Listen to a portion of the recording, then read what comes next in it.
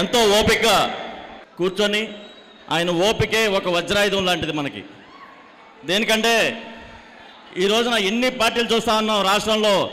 విశాఖ ఉక్కు గురించి ఫస్ట్ ఏ రోజైతే దాన్ని ప్రైవేటీకరణ చేస్తారన్నారో వెంటనే మన నాయకులు స్పందించే పవన్ కళ్యాణ్ గారు, మనోహర్ గారు ఎమ్మటే ఢిల్లీ వెళ్ళి మెమరాండం ఇచ్చి ఆ రోజు నుంచి కూడా ఈ రోజు వరకు అదే స్టాండ్ మీద ఉండి నిలబడతా ఉంటే ఈ రోజున ఈ వైసీపీ ప్రభుత్వం వారు ఎప్పుడైతే వాళ్ళకి కోర్టు కేసులు వస్తాయో అప్పుడు ఢిల్లీ గుర్తొస్తుంది, అప్పుడు అపాయింట్మెంట్ గుర్తొస్తుంది మోడీ గారి దగ్గర. దానికి మాత్రం వెళ్ళి తల ఉంచుకొని చేస్తారు. కానీ ఈ విశాఖకు మనది, మన హక్కు అని చెప్పి ఒక్క మాట, ఒక పల్లెత్తి మాట కూడా అక్కడ విధించే పరిస్థితి కనపడుతుందా.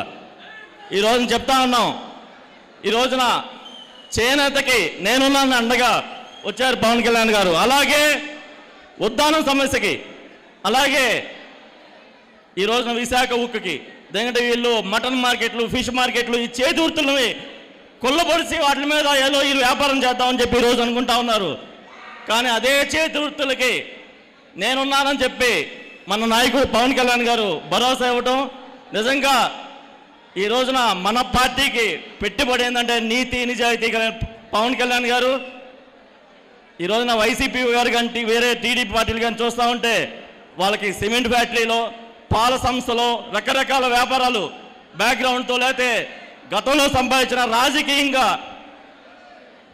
అన్యాయంగా సంపాదించినటువంటి ఆస్తులు పెట్టుకొని ఈరోజు ప్రజలు ఖర్చు పెట్టి ఆ పథకాలు, ఈ పథకాలు, లేదంటే అవి ఇస్తాం, ఆ స్కామ్లు, ఈ స్కామ్లు చేసి చేస్తూ ఉన్నారు. కానీ మన నాయకుడు మన పార్టీ నడపడానికి ఆయన సొంతంగా కష్టపడి, ఆయన జీవించి, ఆయన సొంత డబ్బులతో ఈ రోజున ప్రతి ఒక్క కార్యక్రమం చేస్తూ ఉన్నారు.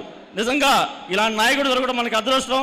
ఆయనకి మనం పూర్తి మద్దతు తెలిపి విశాఖ ఉక్కు మనది తేలే వరకు కూడా ఆయనకు అండగా ఉండి మన నాయకుడు ఎప్పుడు దాన్ని ముందు నడిపిస్తారని చెప్పి సందర్భంగా తెలియజేసుకుంటూ సెలవు తీసుకున్నారు. జై జనసేన, జై హింద్.